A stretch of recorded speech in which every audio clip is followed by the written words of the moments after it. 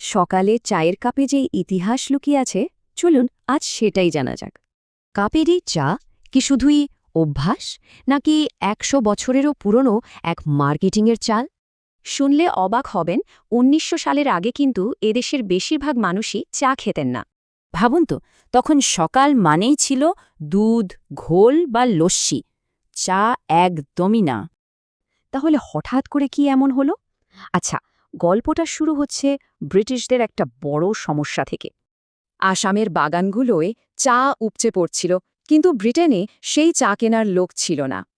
এর সমাধান একটাই প্ল্যান ছিল, ভারতীয়দেরকেই বানিয়ে দাও বিশ্বের সবচেয়ে বড় চা প্রেমী। আর এই কাজেই নেমেছিল ব্রিটিশদের বানানো টি বোর্ড। লক্ষ্য একটাই, ভারতে চা বিক্রি করা। স্টেশনে স্টেশনে চলত ফ্রিতে চা বিলি, সাথে গুজব চা নাকি ম্যালেরিয়া সারায়। কিন্তু প্ল্যানটায় একটা মস্ত বড় সমস্যা ছিল। আসলে লিকার চায়ের ওই তেতো স্বাদটা কারোরই মুখে রুচছিল না। তাহলে এই প্রায় ফেল করা প্ল্যানটা কিভাবে সুপারহিট হয়ে গেল? ব্রেক থ্রুটা এলো একটা নতুন রেসিপি থেকে, যা বানানোই হয়েছিল এখানকার মানুষের জন্য। আসল ম্যাজিকটা আর কিছুই না, চায়ের সাথে শুধু দুধ আর চিনি যোগ করা। এই দুধ চিনির মিষ্টি স্বাদ তেতো ভাবটা একদম ঢেকে দিল, আর ব্যাস জমে গেল ব্যাপারটা।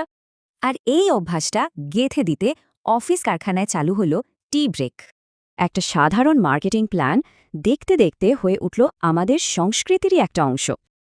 এভাবে দুধ লস্যির বদলে সকালের সঙ্গী হয়ে উঠল এক কাপ গরম চা। ব্রিটিশরা তো চলে গেল, কিন্তু তাদের শিখিয়ে দেওয়া চায়ের অভ্যাসটা রয়েই গেল।